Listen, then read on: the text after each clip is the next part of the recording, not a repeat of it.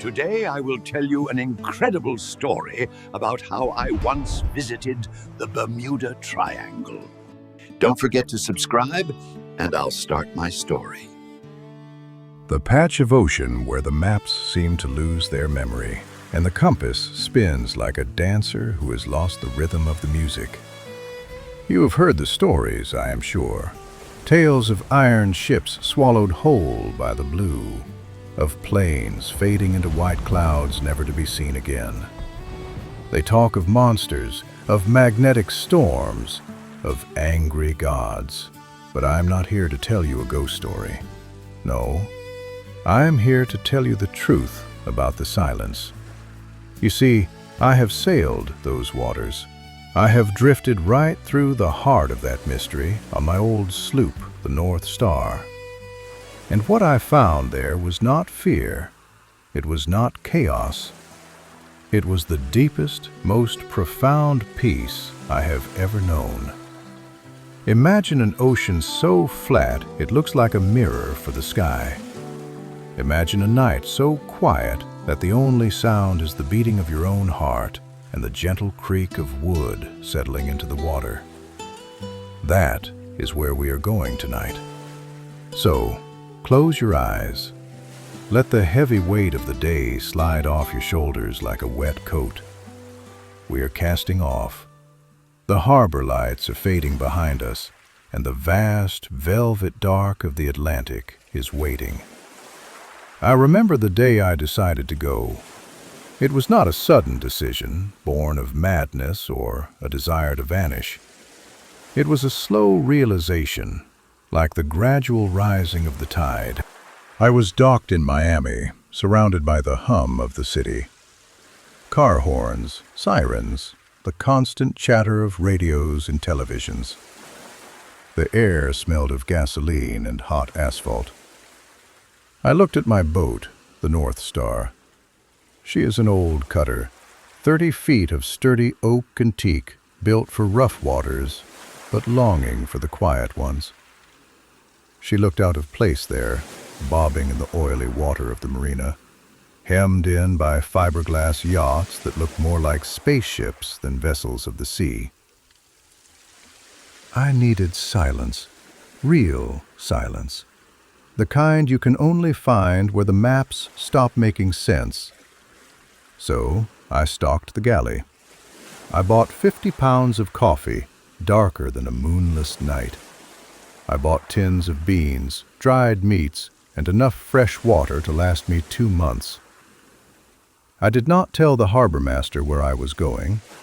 I just wrote east in the logbook. We left at sunset. The sky was a bruised purple, fading into a deep indigo.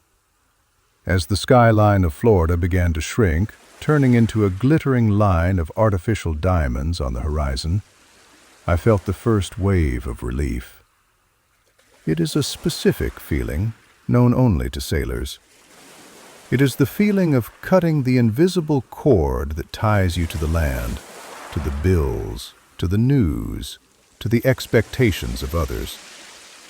The engine chugged its steady rhythm, thump, thump, thump. A heartbeat of iron pushing us away from the madness. I switched it off as soon as the wind caught the mainsail. Then there was only the sound of water rushing past the hull. The silence had begun. For the first 3 days, the Atlantic was just the Atlantic, big, blue, and indifferent. I fell into the rhythm of the watch, 4 hours on, 4 hours off. But when you are sailing solo, the schedule becomes fluid. You sleep when the sea lets you.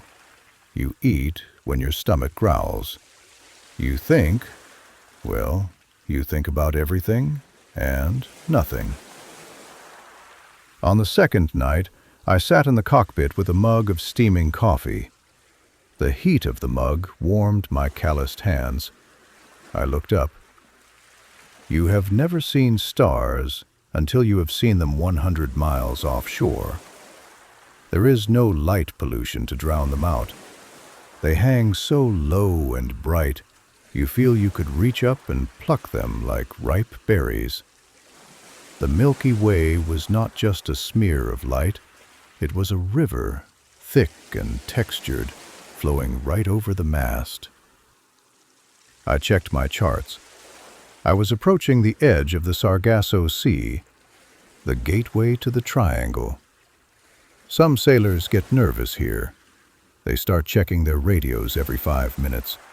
They look at the horizon with suspicion. But I felt a strange welcoming. The water seemed to calm down, the swells lengthening, turning from choppy waves into long, rolling hills of liquid glass.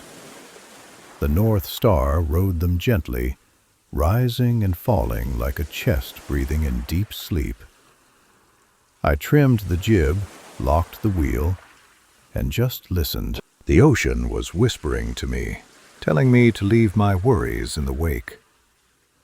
Day 4 brought the weeds. Sargassum. It is strange stuff, yellow and brown, floating in vast mats on the surface of the water. In the old days, sailors thought the weeds would trap their ships, holding them fast until the crew died of thirst. But that is just a myth. The weed is soft. It parts before the bow like a curtain. The sound of the ocean changed here. When the hull sliced through the water, it sounded different, softer, hushed. A gentle shh sound as the weeds brushed against the wood. The wind dropped. The sails went slack, flapping lazily. I took them down. There was no point in fighting it. We were drifting now. I remember looking over the side. The water was incredibly clear, a deep, impossible blue that went down forever. The weed lines formed strange geometric patterns on the surface, spirals, straight lines, circles. It looked like a garden tended by ghosts. I turned off the radio. There was no static, no voices, just a low hum that might have been the electronics or might have been the blood rushing in my ears. I was completely alone, a single speck of wood and flesh in a universe of water. And for the first time in 40 years, I did not feel lonely. I felt connected. It happened on the morning of the 5th day. I woke up before dawn. The sky was a pale gray, waiting for the sun to paint it. I went to the binnacle to check our heading. The compass, my faithful brass friend that had guided me through hurricanes in the North Sea and calm doldrums in the Pacific, was acting tired. Usually the needle points north with a firm purpose, but now it was lazily drifting. It would swing 10 degrees to the east, hold there for a moment, then swing 20 degrees to the west. It wasn't spinning wildly like in the movies. It was just unmoored. It was as if the magnetic pole had decided to take a nap. I tapped the glass. "Wake up, old friend," I whispered, but it just drifted. I should have been scared. A sailor without a compass is a lost man. But I looked around at the horizon. It was empty. It was perfect. Where did I need to go? I wasn't delivering cargo. I wasn't racing a clock. I was exactly where I needed to be. I covered the compass with a canvas cloth. "Rest," I said. "We will find our way by the sun and the gut." That is the first secret of the triangle. It forces you to stop looking at instruments and start looking at the world. You have to feel the wind on your cheek to know the direction. You have to watch the currents. You have to trust yourself. By noon that day, the horizon vanished. It didn't rain. There was no storm cloud looming. It was a fog. But not the gray, damp fog of London or San Francisco. This was a luminous white mist that seemed to glow from within. It rose from the water like steam from a hot bath, though the air was mild. I watched it swallow the world. First, the distant line where the sky meets the sea disappeared. Then, the water a mile out faded into white. Then 100 yards. Soon, the bow of the North Star was poking into a wall of cotton. The silence deepened. It became heavy, almost physical. I walked to the bow. The sound of the water against the hull stopped. The water here was so flat, so oily smooth, there was no friction. We were gliding through a cloud. I held out my hand. The mist wasn't wet. It felt dry, warm, electrically charged. The hair on my arms stood up. I took a deep breath. It smelled of ozone and ancient flowers, a smell that had no business being in the middle of the ocean. I realized then that I had crossed a threshold. The Florida coast, the taxes, the noise, the timeline of the world, it was all gone. I was in a room with the ocean, just me and the white silence. I went back to the cockpit and sat down. I didn't try to steer. I let the boat find its own path through the white. I closed my eyes and listened to the nothingness. And in that nothingness, I began to hear the real story of this place. I do not know how long I drifted in that white room. My watch, a sturdy mechanical piece that had ticked faithfully for 20 years, had stopped. The second hand was frozen on the 12. But I felt no urgency to wind it. Time felt different here. It was not a line moving from past to future. It felt like a pool I was floating in. I went down to the cabin to check the radio again. I had left it off, but as I stepped down the ladder, I heard a sound. A soft, crackling hum. The dial was glowing a faint amber in the dim light. I reached out to turn the volume knob, my hand trembling just a little. It was not a distress call. It was not a storm warning. Through the static, faint and sweet, came music. It was a tune I had not heard since I was a boy in the 1940s. A slow, mournful saxophone drifting over a piano melody. It sounded like it was coming from a great distance, or perhaps from a great time ago. I sat on my bunk and listened.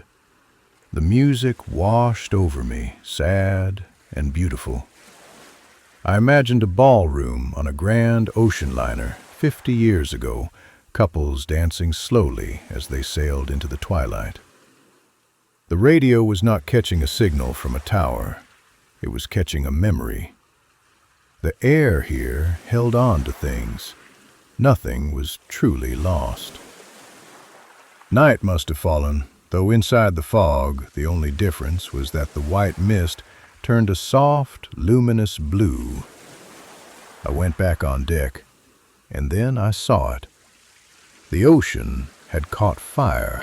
It was bioluminescence, but unlike anything I had ever seen. Usually you see sparks of green in the wake of the boat, but this? The entire sea was glowing. A thick, milky blue light that pulsed. The North Star was no longer floating on water. She was floating on light. I leaned over the rail. Deep down, 5 fathoms or maybe 50, giant shapes were moving. They were not monsters. They were whales. Great, glowing ghosts gliding in the deep. I could see the slow sweep of their tails, leaving trails of neon green in the blue. They were singing. a low, vibrating hum that I could feel through the soles of my feet resonating in the wood of the deck. It was a lullaby from the bottom of the world. I lay down on the cockpit bench, staring at the water. The sky was gone. The sea was the sky now, and I was sailing among the stars. In this glowing silence, I started to think about my life. The regrets, the angry words spoken in haste, the friends I had lost to the sea or to time. Usually these thoughts would keep me awake at night, tossing and turning. But here in the triangle, they didn't hurt. The fog seemed to absorb the pain. I looked at my reflection in the dark glass of the cabin window. The face looking back was old. Deep lines carved by sun and salt, eyes tired from squinting at the horizon. But for the first time, I didn't see an old man. I saw just a man. I forgave him. I forgave myself for the voyages I didn't take. I forgave myself for the letters I didn't write. A great weight lifted off my chest. It felt as if the gravity in this place was lower. I felt light enough to float away into the mist. This is why ships vanish here, I thought. Not because they sink, but because the sailors find a peace so deep they simply forget to go home. They forget that the world of clocks and calendars exists. Why would you return to the noise when the silence loves you so much? Sometime later, hours, days, the fog thinned just enough to see a shape off the starboard bow. My heart gave a single, slow thump. It was a ship. She was a 3-masted schooner, the kind they stopped building 100 years ago. Her sails were tattered, hanging like lace from the yards. Her wood was bleached white by the sun of 1,000 years. She was drifting on a parallel course to me. I grabbed my binoculars, expecting to see a wreck. But she was beautiful. There was no rot. The brass fittings gleamed in the strange light. And on the deck, there was no one. No skeletons, no ghosts. Just an empty wheel turning gently back and forth. A lantern was swinging from the stern, burning with a steady yellow flame. Who lit it? I do not know. As we drifted past each other, separated by 50 yards of glowing water, I stood up and took off my cap. I didn't feel fear. I felt like I was in a cathedral. I nodded to the empty ship. "Fair winds," I whispered. The schooner seemed to nod back, dipping its bow into a swell, and then slowly, silently, it faded back into the white mist. She was sailing her own eternal voyage, safe in the arms of the mystery. I do not know when the change began. It was gradual, like winter turning into spring. The white mist, which had been my whole world, started to thin. It tore apart in soft ribbons, revealing patches of deep, dark sky above. Then I heard it, a sound I had not realized I missed. The snap of the canvas. The wind had returned. It filled the sails with a gentle thud, and the North Star leaned over, happy to be working again. I looked down at the binnacle. The compass needle was no longer drifting. It stood firm, pointing northwest, straight and true. The instruments woke up. The world of physics and rules was welcoming me back. But I did not feel relief. I felt a sweet melancholy, like leaving the home of a dear friend you know you might never see again. The fog dissolved completely, just as the sun broke the horizon. And oh, what a sunrise it was! After days of white and blue, the world exploded into color. Gold, tangerine, violet. The clouds were edged in fire. The ocean, no longer glowing with that strange bioluminescence, reflected the sky like a polished shield. I sat on the deck, my legs dangling over the side, drinking the last of my coffee. It tasted better than any meal I have ever had. I felt washed clean.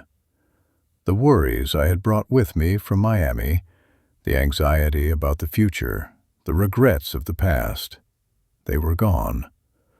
I had left them back there in the silent weed lines of the Sargasso. I was lighter. I was new. The Bermuda Triangle had not taken anything from me. It had given me myself back. 2 days later, I saw the coastline of Florida. The condos and hotels rose from the sea like white teeth. As I motored into the marina, the noise hit me. The sirens, the shouts, the music. It was loud, yes, but it did not touch me. I realized then that I carried the silence of the triangle inside me. It was a shield. I tied up the North Star in her slip. The harbor master walked by, looking suspicious. "Where have you been, Jack?" he asked. "We thought you were lost." I just smiled as I threw the rope around the cleat. "No," I said, "I wasn't lost. I was found." I patted the hull of my boat. She knew. We shared a secret, she and I. A secret about the place where the world stops and the peace begins. So, my friend, next time you look at a map and see that blank patch of blue, do not think of danger. Do not think of disappearing planes. Think of the silence.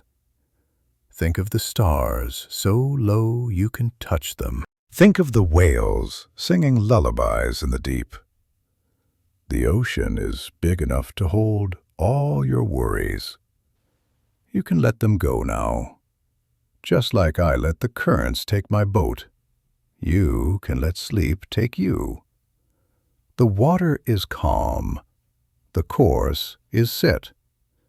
You are safe. Close your eyes. Listen to the waves. Good night.